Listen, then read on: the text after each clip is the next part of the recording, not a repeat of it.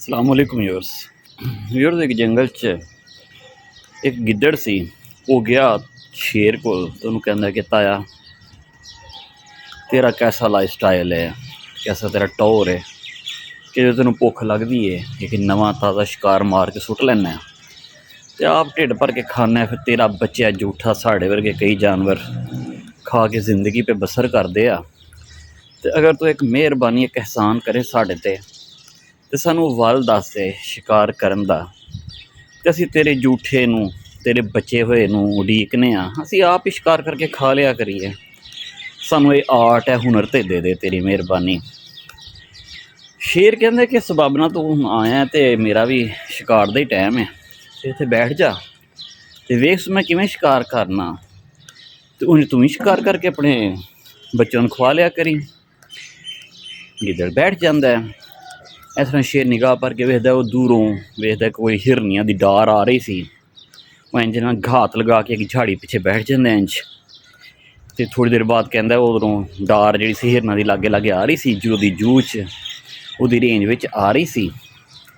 ते उन्हां विचों एक हरन नूं ओह एम कर लैंदा है, टारगेट बन लैंदा है ते पूरा फोकस ओहदे ते सी ओहदा। ते अपना ध्यान उन्हें हिरन वाल रख के ते गिद्दड़ नूं आंदा, ओए गिद्दड़ा इधर वेख के दस हाँ कि मेरियां अखां च लालियां आईयां ने कि नहीं। वो गिद्दड़ गौर नाल वेखदा ते ओह वाकई शेर दियां अखां ते लाल सुरख अंगारे वर्गों होईयां हुंदियां ने। वो कहंदा, ताया अखां ते तेरियां लाल अंगारा बनियां पईयां ने। वो फिर चुप करके बेस उत्थे घात लगाई रखदा है। थोड़ी देर जदों वेखदा है कि बिल्कुल ही ओह लागे आ गया हिरनां दी डार जिहड़ी सी, तो शेर कहंदा, ओ गिद्दड़ा इधर वेख के दस मेरे लू कंडे खड़े होया कि नहीं। वो देखदा है गिद्दड़ ते वाकई ओहदे जिहड़े रोंगटे सन ना, शेर दी जिहड़ी जत्त सी और पिछे जिहड़े जिस्म दे वाल सन, वो इंज सीधे सन जिवें कोई खंजर ठोकिया हुंदा है। कहंदा, ताया तेरे लू कंडे ते बिल्कुल खड़े होए आ, तू ते बिल्कुल रोंगटे तेरे खड़े आ। वो इन्नी देर नूं जिहड़ा हिरन उन्हें एम कीता होया सी डार विचों, वो ओहदी रेंज विच आंदा है। शेर पलांग भरदा है व्यूअर्स ते उहनूं मार के सुट लैंदा है। उहनूं जनाब खान लग पैंदा है। ते खांदे खांदे गिद्दड़ नूं आंदा कि वेख ले काका, इन्ना ते कम है सारा, शिकार करन च केड़ी कोई राकट साइंस है, तू भी इंज मार के ते अपना बच्चों नूं पाल लई। वो जनाबे वाली गिद्दड़ ते छालां मारदा, नारे लांदा वापस अपने डेरे वाल, अपने जंगल के जेहड़े पासे रहिंदे उत्थे पहुँच गया। ते तमाम जेहड़े ओहदी बरादरी दे मुफ्तबर खाण वाले जूठा खाण वाले उन्हें बुला लैंदा है।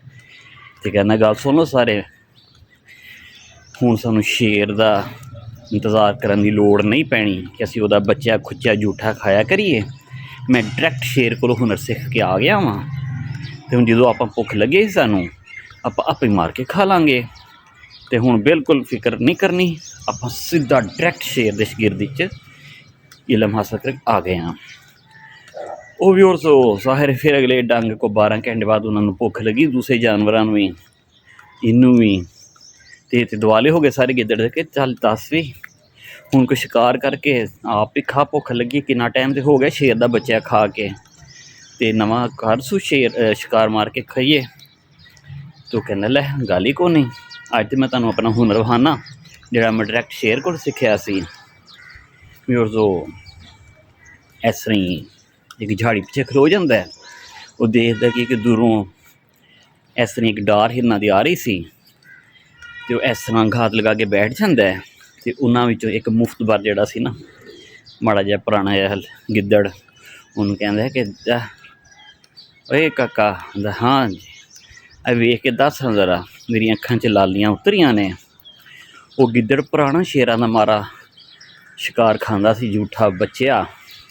उन्होंने पता सी कि अखां लाल उदों हुंदियां ने जदों बंदा अपने टारगेट नूं इन्ना फोकस करदा है कि वो अखां झमकना ही भुल जाता है।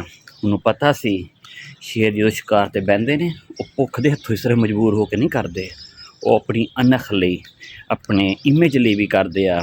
और इन्हां उन्होंने बरीक बीनी नाल फोकस करते आ कि वो किसी भी तरह वो एक स्टैप भी जिहड़ा दौड़ के आ रहा वो पूरी एवरेज कट के उन्होंने पूरा रीड करके हमला करते हैं कि किसी भी तरह माइनस सैकड़ा विचों भी ओहदा शिकार का जिहड़ा जब कट्ठा मारना है उन्हें, ਉਹਦੇ ਵਿੱਚ ਨਾਕਾਮੀ ਦਾ ਕੋਈ ਐਰਰ ਦਾ ਕੋਈ ਮਾਰਜਨ ਨਾ ਨਿਕਲੇ।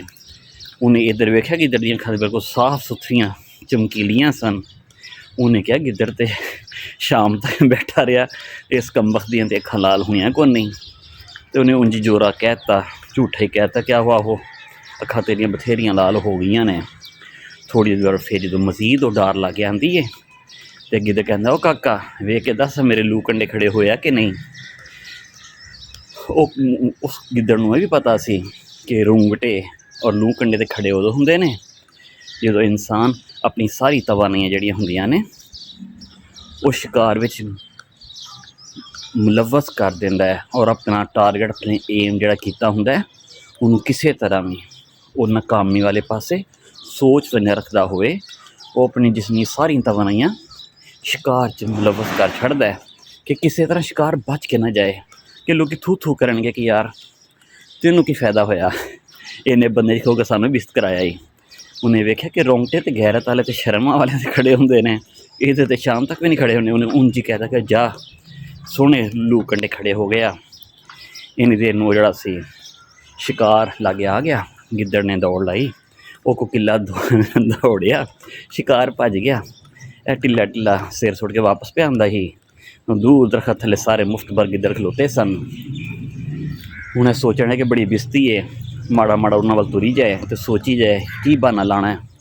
ਅਖੀਰ ਉਹਨੇ ਇੱਕ ਬਹਾਨਾ ਸੁੱਝ ਗਿਆ ਸੀ।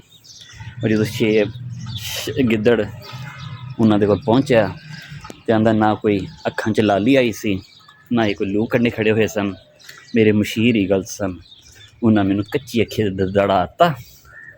ਮੇਰੇ ਮਸ਼ੀਰਾਂ ਦਾ ਕਸੂਰ ਸੀ, ਮੈਂ ਬੇਕਸੂਰ ਸਾਂ। ਅਤੇ ਲਿਹਾਜ਼ਾ ਵਿਊਅਰਸ, ਕੋਈ ਰੰਗ ਬਦਲ ਕੇ, ਕੋਈ ਭੇਸ ਬਦਲ ਕੇ ਆਪਣੀ ਹਕੀਕਤ ਨੂੰ ਛੁਪਾ ਨਹੀਂ ਸਕਦਾ। ਜਿਹੜਾ ਜੋ ਹੁੰਦਾ ਉਹਦੀ ਮਿੱਟੀ, ਉਹਦੀ ਖੁਸ਼ਬੂ ਉਹਨੂੰ ਉਹੀ ਨਿਖਾਰ ਕੇ ਸਾਹਮਣੇ ਲਿਆਉਂਦੀ ਹੁੰਦੀ ਹੈ। ਝੂਠਿਆਂ ਡਾਇਲਾਗਾਂ 'ਚ, ਝੂਠਿਆਂ ਵਾਅਦਿਆਂ 'ਚ ਨਹੀਂ ਆਈਦਾ ਹੁੰਦਾ। ਅੱਲਾਹ ਤਾਲਾ ਮੇਰਾ ਤੇ ਤੁਹਾਡਾ ਹਾਮੀ ਨਾਸਰ ਹੋਏ। ਅੱਲਾ ਹਾਫਿਜ਼।